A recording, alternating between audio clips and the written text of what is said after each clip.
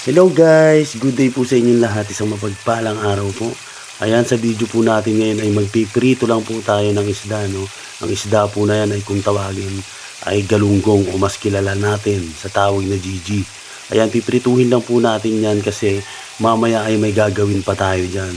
Kaya hindi pa yan talaga yung magiging luto natin dyan. Piprito lang po muna natin yan ng 5 minutes both side hanggang sa maluto sila and then ire-rest natin yan. After 5 minutes, eto na nga po, babalik-balik rin na po natin itong ating isda na pinipirito. Ayan, dahil medyo nahihirapan ako, pinagsabay-sabay ko na, nabali-balik rin sila. Ayan, no. Kitang-kita naman natin dyan na talaga namang, ayaw pa mo sumama nung isa eh. Ayan. So, i-arrange na lang natin ng maayos yan para maayos yung kanilang pagkakapila dyan sa ating maliit na kawali na yan. Medyo nagdikit-dikit nga lang sila ng konti pero okay naman yan, goods na goods naman yan. At dahil binaliktad na natin yan, pag naayos natin yan ay pipirituhin lang din natin yung kabilang side ng 5 minutes. At ayun, doon na yung oras na i-rest natin after natin ma-prito yan ng 5 minutes. Papalamigin lang natin yan para sa ating susunod na gagawin dyan sa prito nating mga isda na yan. Diba? Kitang-kita nyo naman napakaganda ng pagkakaluto niyan. Oh, inaayos lang natin yan eh. Pinipila natin ng maayos para talagang maganda rin ang pagkakaitsura nila dyan. Maganda kasi medyo may konting konting kaartihan ng bahagya. Arte-arte lang ng konti. Yan, pabongga-bongga lang ng konti. Kaya malapit na. Malapit na natin maipila sila ng maayos dyan. May ayos natin sila dyan ng talaga namang nararapat. Ayan, no. After nating maiprito ang mga isda natin, ay itatabi lang po natin yan at ire-rest lang po natin ng mga ilang minuto hanggang sa lumamig po ito. At habang hinihintay ko naman ito na lumamig, ay magpe-prepare na ako ng mga spices na aking gagamitin para dyan. So maghihiwa lang po ako ng mga spices na gagamitin ko para sa aking susunod na pagluluto o sa aking susunod na gagawin sa mga isda na yan. At eto na nga, kasama na ng mga pritong isda natin ang ating mga spices. So hindi ko na ipinakita yung paghihiwa dahil basic na lang naman yun. Alam naman na natin yun, kahit sino naman siguro alam kung paano maghiwa-hiwa ng bawang sibuyas at kamatis. Ayan po ang ating bawang sibuyas at kamatis. Siyempre, meron din tayong isang pirasong itlog dyan. Nagagamitin din po natin yan para dyan po sa ating lulutuin na yan, dyan sa isda natin. Masarap po yan, sigurado. At dahil okay na nga po ang lahat at nakaprepare na, magpapainit na tayo ng kawali at syempre maglalagay na rin po tayo dyan ng mantika.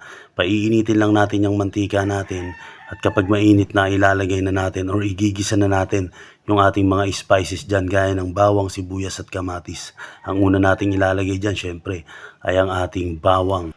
Eto na, inilalagay na natin ang ating bawang dyan, syempre. Pagbabrownin lang natin ng konti, ayan, sasangkutsahin lang natin ng konti yan. Hindi naman natin kailangan tustahin yan eh. Yan, syempre, ipa-follow up na natin dyan ang ating, ang ating sibuyas, syempre.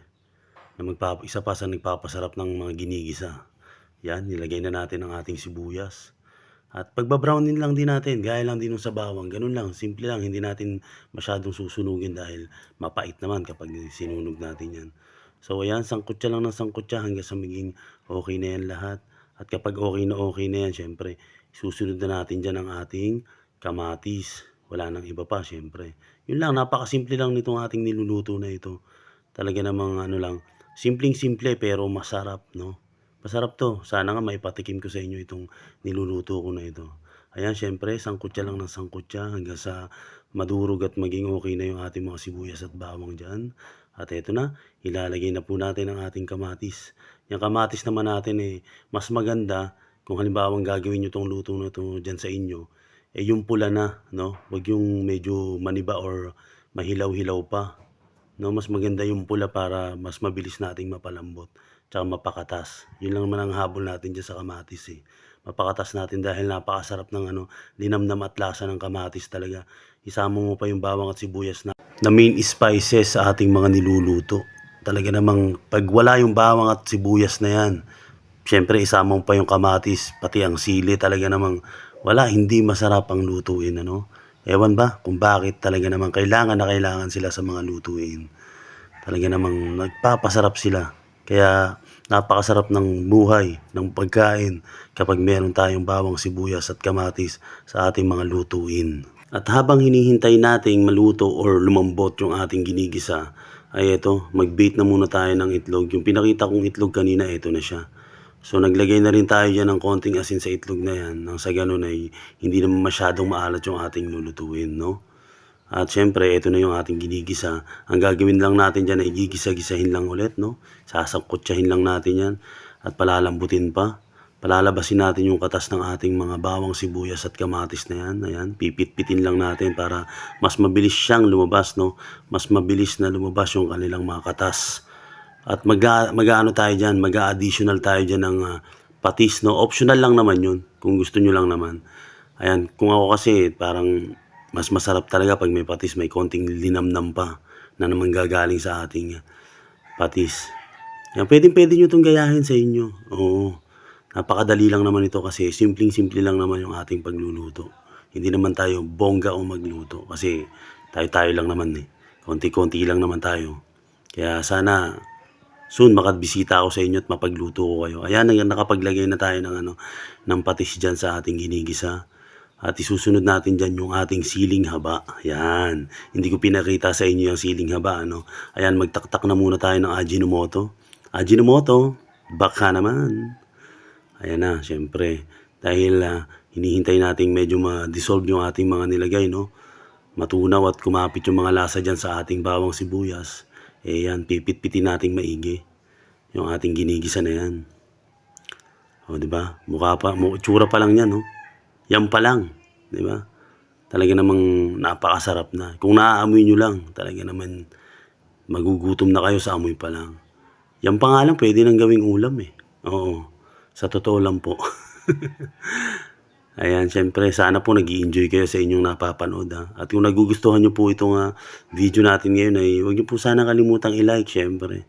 I-share po sa inyong mga chismosang kapitbahay. Yan, sa mga tropa nyo. Diba? Sa mga barkada, pwede rin po kahit sa inyong kaaway. Ayan, naglagay na po tayo dyan ng siling green. Ayan, sama lang natin sa gisa-gisa yan at pitpitin lang din natin ng konti para lumabas yung anghang niya. Kasi pag hindi mo masyadong pinitpit, hindi tatalab yung anghang niya. Wala kasi tayong siling pula. Mahal po kasi ang siling pula ngayon, napakamahal. Ewan ko lang kung magkano na ngayon. Bali nga pala yung isda natin, nabili natin ng kalahating kilo lang yun. Nasa 120 kasi ang mahal po ng GG ngayon. Ayan na, naglagay na tayo ng isang isda. Pasensya na po kayo at wala ng ulo, no? Kasi talagang nagkikrib na ako, nanggigigil na ako sa isda. Kaya tinira ko na, no? Dinali ko na yung dalawang ulo ng isda na yan. Ayan, 3 lang po ang ilalagay natin dun sa mga nabili nating isda. Bali, 6 na isda yun. Oo. 6 na isda, so 3 lang yung gagamitin natin dito sa ating lulutuin na ito. Tapos yung 3, pang papak-papak na lang yun. Oo. Ayan na po. Siyempre, ang gagawin lang naman natin dyan, babalik-balik ta rin, gigisahin. Pakakapitin yung lasa ng ating mga ginisang bawang sibuyas kamatis na may sili. Ayan, siyempre, na may kasamang patis at bechin na rin yan. At kapag okay na yan, mag-a-add lang po tayo dyan ng tubig para po sa ating sabaw. Yun lang po yung gagawin natin dyan. Magtataktak na muna tayo dyan ng paminta. Yan. Pagtaktak natin ng paminta, syempre, i-follow up na natin dyan yung tubig na ipangsasabaw natin. Tapos pag nailagay na po natin yung ating tubig, ay lulubog lang natin yung ating mga isda. At pakukuluin lang natin yun ng mga ilang minuto, no? Depende naman yun sa inyo. Kung halimbawa gusto nyo ng matagal-tagal, okay lang din naman. Kasi luto naman na yan eh. Kumbaga, pakukuluin lang natin yung sabaw natin para mainit, no? Tapos nun, ilalagay yung itlog dyan. Paglagay ng itlog, yun na yun, that's it. Ayan, takpan na natin muna. At pakuluin lang muna natin ng mga ilang minuto. So, dahil transparent naman yung ating takip, makikita natin kapag gumukulo na yung ating sinabaw dyan. At after nga ng mga ilang minuto guys, eto na, kumukulo na po yung ating sabaw, no? Yung sabaw ng niluluto natin ngayon ay kumukulo na. At dyan na rin po tayo mag-a-add ngayon ng itlog. Yung binate po nating itlog kanina ay dyan na rin natin ihahalo para mas mapakrimi natin yung sabaw natin. Yun po yung magpapakrimi ng ating sabaw. Yan na. talaga namang malapit na, matitikman na natin yan. Ito na po, ibinubuhos na natin yung ating ano dyan, binate na itlog kanina. At wala tayong ibang gagawin dyan kundi halu-haluin lang, no? Lutuin lang yung itlog, di ba? Balibalik ta rin yung isda nang sa ganun ay maging pantay ang pagkakahalo ng ating itlog dyan. Yung lasa ng itlog na yan ay talaga namang isa sa magpapakreamy ng ating niluluto. At yan, tinikman natin talaga namang goods na goods po. Napakasarap po talaga yan. Yan ang ating sarsyadong isda. Napakasarap. Simpleng-simple lang, pero napakasarap. Yan po, di ba? Halu-haluin lang ulit. Alright, eto na guys ang ating sarsyadong galunggong or ang ating sarsyadong isda. Ano? Napakasimple, pero napakasarap po niyan. Ayan. Kung nagugustuhan nyo po itong video natin ngayon, ay huwag nyo po sana kalimutang i-like at pakishare na rin po sa inyong mga barkada, sa inyong kapitbahay, maging sa inyong mga kaaway, pwede po. At syempre, wag nyo po sanang kalimutang i-subscribe ang channel po ni Russell Williams. Again po, wag nyo po sanang kalimutang i-subscribe. That's it for today's video guys. Magkita po tayo ulit sa ating mga susunod na video dito po sa channel ni Russell Williams. Babu!